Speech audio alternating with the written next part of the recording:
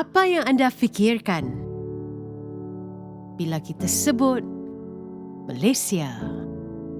Masyarakat majmuk, berbilang budaya, pelbagai bahasa,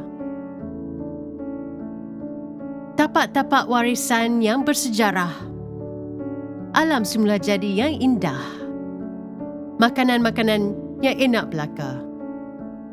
Negara Malaysia, negara yang indah lagi makmur.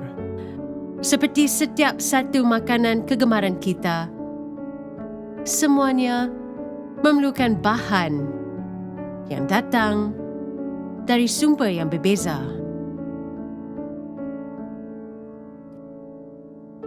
Semuanya diadun dan digaul rata. Begitu juga masyarakat kita.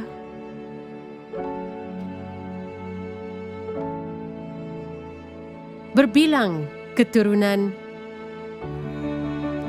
budaya, kepercayaan dan agama, namun di sini kita berdiri bersama-sama sebagai satu bangsa, satu negara.